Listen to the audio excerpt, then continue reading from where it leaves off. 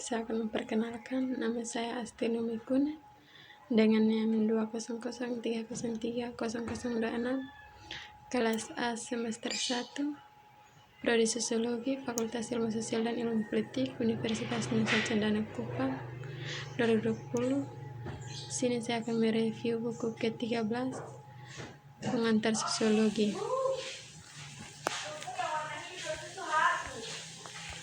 Yang bab 1, memikirkan kembali sosiologi.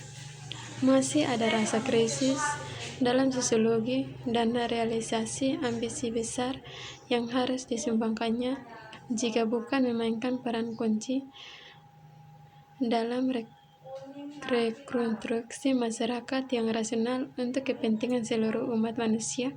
Sekarang tampaknya semakin jauh dan dari sebelumnya.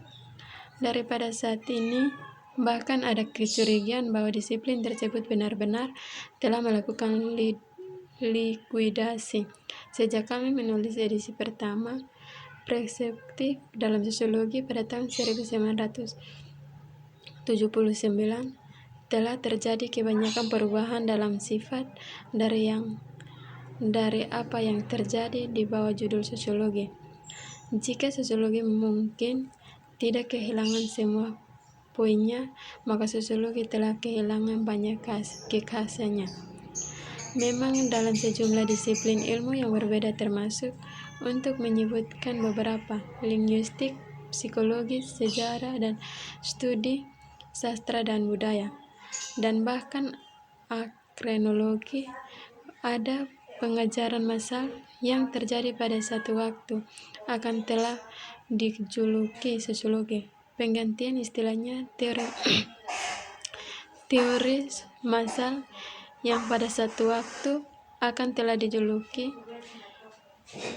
penggantian istilah teori sosial atau teori budaya dengan teori sosiologi yang sering menandai fakta bahwa diskusi tentang bahagia hal dalam kaitannya dengan sifat sosial sekarang berlangsung di banyak disiplin ilmu dan bukan hanya cabang-cabang akademisi yang disebut sosiologi.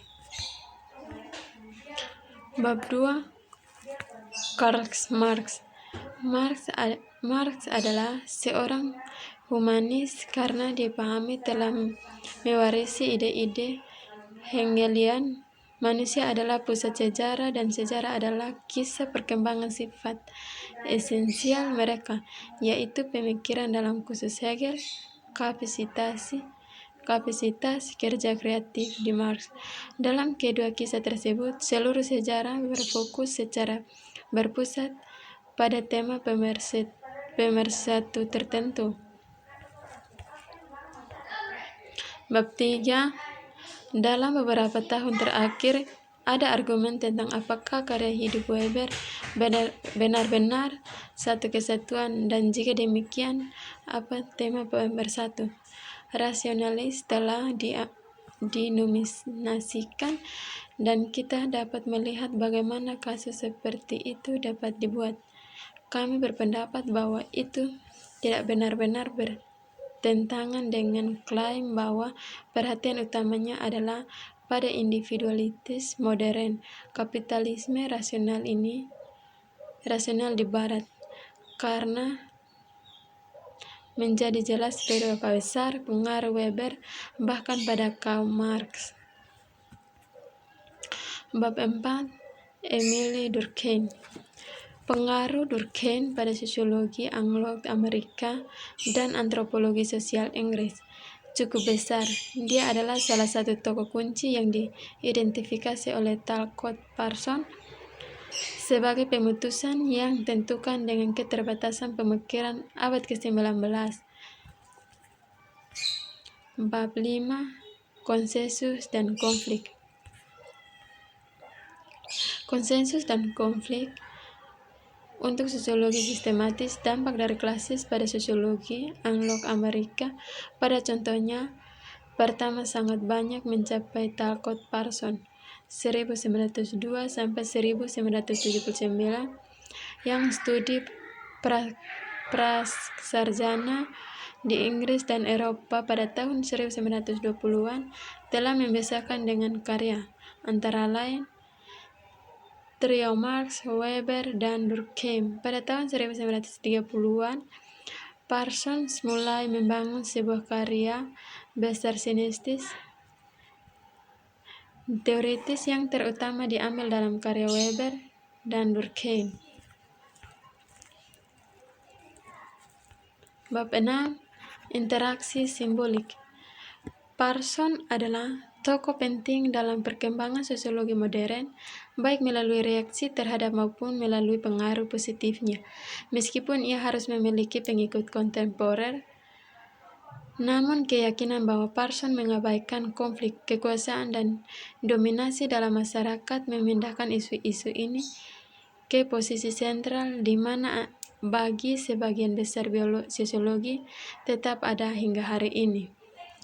Bab 7. Etimologi. Etimologi dikreditkan disalahkan karena memberikan salah satu kontribusi paling kritis terhadap destabilisasi ortodoks sosiologi yang telah menempatkan dirinya dalam sosiologi analog Amerika. Itu dianggap menyajikan tentang langsung terhadap kemungkinan segala jenis pemahaman atau objektif tentang realitas sosial dan akibatnya untuk realisasi impian sosiologi apapun daripada teori besar. Bab 8. Marxisme Barat.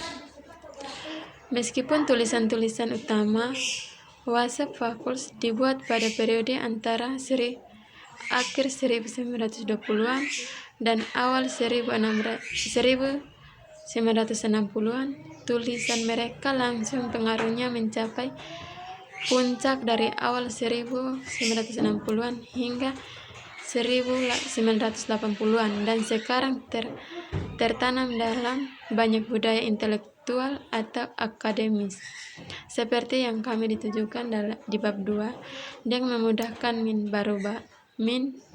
baru ini terhadap ide-ide Marx dan sosiologi kritik terhadap masyarakat industri dan fondasi intelektualnya dalam alasan pencerahan telah berpindah. Bab 9. Dalam ilmu sosial, pendekatan dan satu disiplin atau bidang biasa menyesuaikan inspirasi dan asumsi paling dasar dari disiplin lain.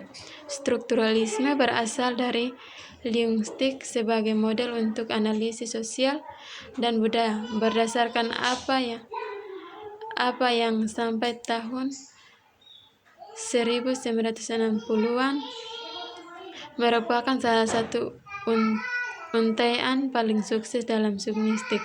Nyatanya, linguistik struktur sendiri dalam hal-hal tertentu dianggap sebagai yang paling berhasil dalam ilmu manusia dan ilmu sosial. Bab 10. Poststrukturalisme. Kritikus poststrukturalisme sering memperingatkan bahwa penerimaan dikaitkan dengan penolakan terhadap kepercayaan pada sains dan keunggulan peradaban kita yang berbasis ilmiah dan didukung teknologi. Mereka berpendapat bahwa gagasan seperti itu mengancam untuk melepaskan kekuatan rasional yang mencatat akhir perbedaan peradaban seperti yang kita kenal. Bab 11. Mikhail Foucault. Mikhail Foucault tahun 1926 sampai 1984 seperti Brandt melakukan transisi dari ide-ide strukturalis ke akhir post-strukturalis. Sepanjang secara eksekutif memperhatikan penyelesaian sejarah berpusat pada sifat pengetahuan yang berubah dan penciptaan kategori orang luar dalam masyarakat. Studinya melawan tuduhan biasa bahwa strukturalisme tidak dapat memahami sejarah dan perubahannya. Bab 2. poststrukturalisme, dan postmodernitas. Karya yang telah kita ulas dalam bab ini seringkali membicarakan nistik, artinya menolak semua kepercayaan dan menilai sudah mapan, keyakinan yang telah lama kokoh dan mengakar yang diwariskan oleh pencerahan tertentu saja terbuka untuk ditolak. Dalam konteks teori, gagasan disiplin mulai terdengar tidak tepat dengan saran bidang kegiatan yang berbatas tegas, berbeda dan independen, dan saran lebih lanjut tentang regulasi dari swaregulasi melalui subordinasi pada metode pengendalian penyelidikan. Bab 13, kembali ke teori sosiologi. Upaya untuk menggagalkan proyek intelektual untuk mencapai pemahaman yang pasti tentang realitas dalam semua dimensinya, alam dan sosial, yang telah menyediakan struktur bagi kehidupan intelektual di Barat selama 300 tahun dan lebih, serta dasar pemikiran hegemoni dunia yang dimiliki tradisi intelektual ini sehubungan dengan definisi pengetahuan. Bab 14, dari kelas ke budaya. Sejauh ini kita telah membahas, memeriksa kembali teori-teori dasar dan konsekuensinya yang menginformasikan proyek melakukan sosiologi. Kita telah melihat betapa sangat tergantungnya mereka pada para pendiri bangsa, yaitu Marx, Weber, dan Durkheim, terlepas dari semua upaya disengaja atau tidak untuk menutupi konsep dasar mereka dengan konsep terminologi yang dielaborasi. Bab 15, sosiologi emansipatoris. Dalam bab ini membahas apa yang disebut teori sosial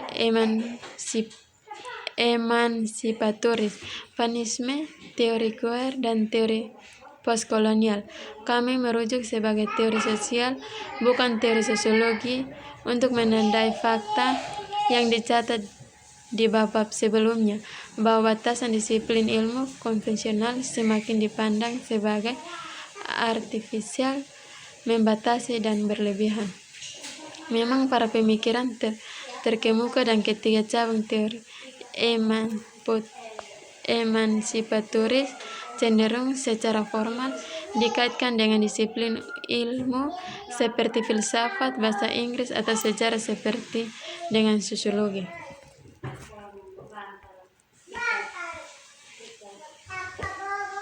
Emansipasi. Dalam perkembangan inilah politik sosiologi telah kita rujuk pada bab sebelumnya dilakukan menyeluruh. Teori dan politik bersimbiosis di sini. Titik teori tidak terlepas dari pemahaman, setidaknya diinformasikan. Ujian satu teori adalah kemampuannya untuk membentuk tindakan yang efektifika telah mencatat sebelumnya dalam buku ini. Sekian dan terima kasih.